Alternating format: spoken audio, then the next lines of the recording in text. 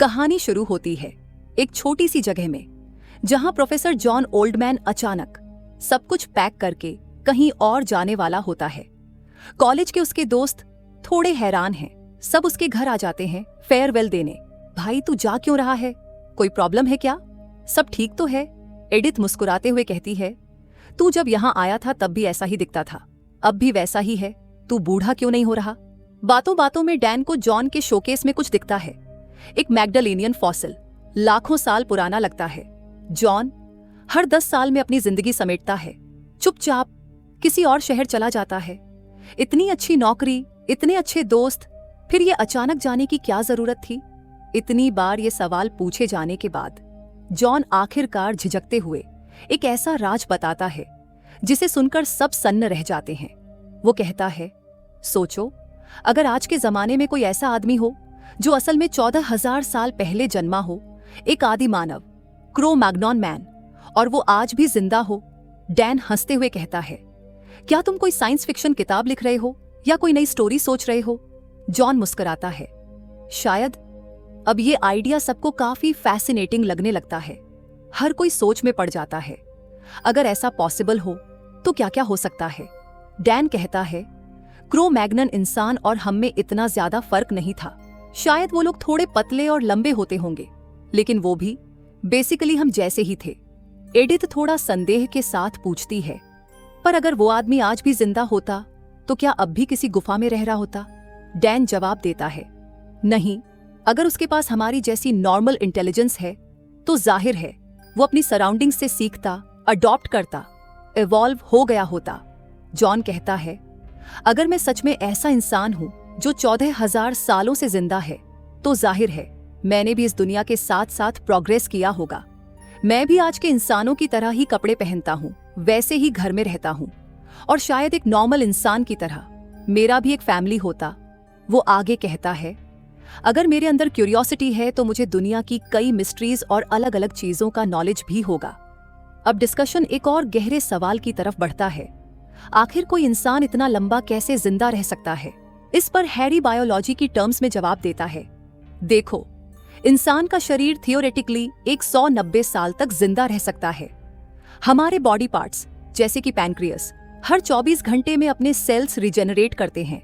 पेट की लाइनिंग हर 3 दिन में रिक्रिएट होती है, और हमारे पूरे शरीर के लगभग सारे सेल्स हर 7 साल में एक बार पूरी तरह से नए हो जाते हैं। वो आगे कहता है, असल में तो हम खुद को खराब करते हैं। स्मोकिंग और अल्कोहल जैसी चीजों से हम धीरे धीरे खुद को जड़ दे रहे होते हैं। लेकिन अगर किसी इंसान का इम्यून सिस्टम पूरी तरह से काम कर रहा हो और उसके सारे टिश्यू बार बार रीजनरेट हो रहे हों, तो शायद, सिर्फ शायद, कोई इंसान हजारों सालों तक सरवाइव कर सकता है। हैरी आगे कहता है, कुछ भी पॉसिबल है। जैसे पुराने जमाने में लोग सोचते थे कि पृथ्वी फ्लैट है, और जब कोलंबस ने सफर शुरू किया तो सबको लगा वो पागल है। इतने बड़े समंदर में जाने का मतलब था वो एक दिन जरूर नीचे गिर जाएगा। लेकिन तभी जॉन एक ऐसा स्टेटमेंट देता है जो सबको झटका दे देता है। वो कहता है, मैंने कोलंबस के साथ सफर किया था और मुझे भी उस समय यही लगता था कि पृथ्वी शायद फ्लैट है। ऐसा लग रहा था जैसे किसी भी पल हम किनारे से नीचे गिरने वाले हैं। कमरे में एकदम सन्नाटा छा जाता है। सब एक दूसरे की तरफ देखने लगते हैं, जैसे पूछ रहे हों, जॉन सच में क्या कह रहा है? डैन हंसते हुए कहता है, आर यू किडिंग? कोई मजाक कर रहे हो क्या? जॉन बहुत शांत स्वर में कहता है, नहीं, बस एक थ्योरी मान लो कि मैं वही क्रो मैग्नन मैन हूं जो 14,000 सालों से जिंदा है। अब तुम लोग सब अपनी अपनी फील्ड के एक्सपर्ट्स हो, बायोलॉजी, हिस्ट्री, एंथ्रोपोलॉजी, तो तुम ही बताओ, अगर ऐसा होता तो क्या ये लॉजिकली पॉसिबल है? फिर जॉन ये भी बताता है कि उसने अपनी उम्र का अंदाजा कैसे लगाया। वो कहता है, मैंने आर्कियोलॉजी के डेटा, मैप्स और एंथ्रोपोलॉजिकल रिसर्च की मदद से अपने जीवन के टाइमलाइन को ट्रेस करने की कोशिश की है, और उसी आधार पर मुझे ये पता चला कि शायद मैं 14,000 साल पुराना हो सकता हूं। अब जॉन धीरे धीरे अपनी कहानी आगे बढ़ाता है। वो कहता है, अपने ऑब्जर्वेशन और नॉलेज के आधार पर मैंने अपने लिए एक टर्म इस्तेमाल की है। मैं एक प्रोटो मैग्डालेनियन मैन हूं, यानी उस समय का इंसान जो क्रो मैग्नन और मॉडर्न मैन के बीच की एवोल्यूशनरी कड़ी था। फिर वो बताता है कि कैसे उस समय वो अपने ट्राइबल ग्रुप के साथ रहा करता था। जॉन कहता है, मेरे ग्रुप ने मुझे अपना लीडर बना लिया था लेकिन एक अजीब मोड़ तब आया जब उसकी उम्र करीब 35 साल हुई। उसके बाद उसकी एजिंग रुक गई। बाकी लोग धीरे धीरे बूढ़े हो रहे थे, लेकिन जॉन वैसा का वैसा ही जवान बना रहा। धीरे धीरे लोगों ने ये नोटिस करना शुरू किया, हम सब बूढ़े हो रहे हैं, लेकिन जॉन तो वैसा ही है। और फिर डर ने जगह ले ली। लोगों को लगने लगा जॉन कोई ब्लैक मैजिक कर रहा है, या वो हमारी आत्मा चुराकर खुद जवान रह रहा है। उस डर की वजह से उसके अपने ही लोग उसके पीछे पड़ गए, उसे मारने के लिए। जॉन कहता है, लोग मेरा पीछा करते थे, मुझे मारना चाहते थे, इसलिए मैं एक ग्रुप छोड़कर दूसरे में शामिल होता गया। यहीं से मुझे ये आइडिया मिला, हर कुछ साल में जगह बदल लो ताकि कोई पहचान न पाए। फिर वो बताता है कि कुछ समय बाद उसने खुद को एक सेमी नोमैडिक ट्राइब के साथ जोड़ लिया। ऐसी ट्राइब्स जो मौसम और हंटिंग कंडीशंस के हिसाब से अपना ठिकाना बदलती रहती थीं। वो आगे कहता है, पहले हजारों साल पृथ्वी पर बहुत ठंड थी, वो आइस एज का दौर था। और फिर इसी फ्लो में आर्ट पूछता है, तुम्हें अपने बचपन की कोई याद है? जॉन जवाब देता है, हाँ, लेकिन मेरी याददाश्त भी एक नॉर्मल इंसान की तरह सेलेक्टिव है। मुझे बस कुछ हाई और लो मोमेंट्स याद हैं, बाकी सब कुछ धुंधला है। अब वो अपनी कहानी आगे बढ़ाता है, उस समय हर तरफ बस बड़े बड़े पहाड़ हुआ करते थे। सूरज पहाड़ों के पीछे छिप जाता था और हर ओर सिर्फ बर्फ ही बर्फ दिखती थी। फिर वो बताता है, कुछ सालों बाद वही बर्फ धीरे धीरे पिघलने लगी। वैलीज, माउंटेन्स और कॉन्टिनेंट्स अलग अलग होने लगे। यहीं से ओशियंस और अलग अलग जमीनी हिस्सों का जन्म हुआ। तभी हैरी पूछता है, क्या वाकई ऐसा हुआ था? डैन जवाब देता है, हाँ बिल्कुल, ये सब प्लाइस्टोसीन पीरियड के आखिरी हिस्से में हुआ था, जब आइस एज खत्म हो रही थी। लेकिन आर्ट थोड़ा शक के साथ बोलता है, ये तो सारी बातें हमने किताबों में भी पढ़ी हैं, इसमें नया क्या है? जॉन शांत स्वर में जवाब देता है, हाँ, ये सब बातें किताबों में हैं, और इन्हीं किताबों को पढ़कर मैंने अपनी मेमोरीज रिफ्रेश की हैं। क्योंकि सच्चाई ये है, 14,000 साल की यादें कोई इंसान पूरी तरह याद रख भी नहीं सकता।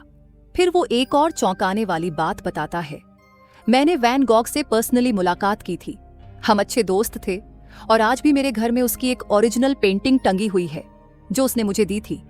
इतना सुनते ही सब फिर से चौंक जाते हैं। लिंडा प्रैक्टिकल सवाल करती है, तुम्हें ठीक से याद क्यों नहीं कि तुम कहां से हो? जियोग्राफी तो नहीं बदली है ना? जमीन, नदी, पहाड़ सब तो वहीं के वहीं हैं। जॉन जवाब देता है, मेरे दिमाग में जो यादें हैं वो बिल्कुल साफ नहीं हैं। समय के साथ सब कुछ धुंधला हो गया है। बस कुछ चेहरे, कुछ आवाजें, कुछ अनुभव याद हैं, लेकिन एग्जैक्ट लोकेशंस नहीं।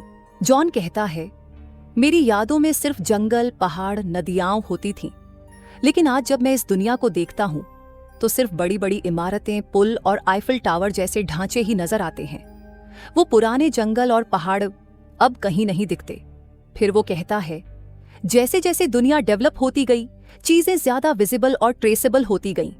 गवर्नमेंट सिस्टम्स बनने लगे, आइडेंटिटी चेक्स होने लगे।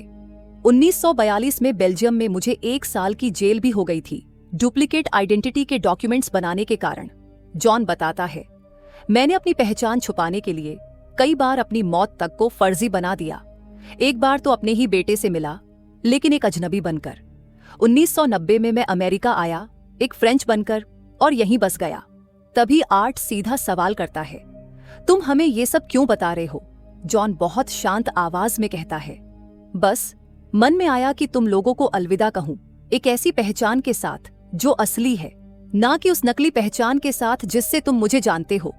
लेकिन आर्ट को अब गुस्सा आने लगता है। उसे लगता है ये सब बकवास है, क्या बेकार की बातें कर रहे हो? तुम्हें मदद की जरूरत है। जॉन समझ जाता है कि उसके दोस्त अब उस पर शक करने लगे हैं, इसलिए वो अपने पुराने दोस्त डॉक्टर विल ग्रूबर को बुलाता है, एक साइकाइट्रिस्ट जो चीजों को साइंटिफिक नजरिए से देख सके। उधर हैरी और डैन को यह डिस्कशन और भी दिलचस्प लगने लगता है। बातचीत फिर से शुरू होती है। जॉन बताता है, कुछ 1000 साल बाद धरती गर्म होने लगी और मैंने पहली बार समुंदर देखा, मेडिटेरेनियन सी। अब ब्रॉन्ज एज शुरू हो चुका था। लोग गुफाओं में चित्र बनाने लगे थे। लैंग्वेज धीरे धीरे डेवलप हो रही थी, गांव बसने लगे थे। लेकिन जॉन के लिए एक जगह पर टिकना मुश्किल था, इसलिए उसने पूर्व दिशा की ओर रुख किया, जहां से सूरज उगता है। मैं ऐसे ही चलते चलते भारत पहुंच गया और वहां मेरी मुलाकात हुई एक अद्भुत इंसान से, गौतम बुद्ध से। जॉन कहता है, उन्होंने मुझे वो बातें सिखाई जो मैंने अपने पूरे जीवन में कभी नहीं सीखी थी। मैं उनके साथ रहा जब तक वो इस दुनिया से नहीं गए। उन्हें अंदाजा था कि मुझ में कुछ अलग है, लेकिन उन्हें कभी ये नहीं पता चला कि वो अलग क्या था, और मैंने भी उन्हें कभी नहीं बताया। अब माहौल थोड़ा टेंस हो जाता है। कुछ लोगों को लगने लगता है कि जॉन झूठ बोल रहा है, या शायद ये सब एक साइकोलॉजिकल एक्सपेरिमेंट है। तभी विल ग्रूबर कमरे में आते हैं। वो जॉन से कहते हैं, देखो जॉन, यहाँ सब लोग परेशान हैं। उन्हें लग रहा है कि तुम्हारी मानसिक हालत ठीक नहीं है। अब डैन सबको शांत करता है। देखो, हम जॉन की बातों पर पूरी तरह यकीन नहीं कर सकते, लेकिन हम उसे पूरी तरह नकार भी नहीं सकते। अगर वो सच कह रहा है तो ये इंसानी इतिहास की सबसे बड़ी कहानी है, और अगर झूठ बोल रहा है तो भी ये एक ऐसा आइडिया है जिस पर सोचने लायक है। क्यों ना इस थॉट एक्सपेरिमेंट के साथ चले कि शायद ये सब सच हो सकता है। अब डिस्कशन और गहरा हो चुका था। तभी विल ने सीधा सवाल दागा, अगर तुम 14,000 साल से जिंदा हो तो क्या कभी बीमार नहीं पड़े? जॉन बिना किसी हिचक के जवाब देता है, हुआ था। शायद 300 साल पहले मुझे मोनिया हुआ था, फिर येलो फीवर, मलेरिया, और कुछ साल पहले चिकन पॉक्स भी। लेकिन मजे की बात यह है, मेरे शरीर पर चिकन पॉक्स के भी कोई निशान नहीं पड़े। कमरे में फिर एक बार चुप्पी छा जाती है। विल थोड़ा झिझकते हुए पूछता है, तो फिर कुछ मेडिकल टेस्ट करवा लो। अगर ये सच है तो दुनिया को बताओ।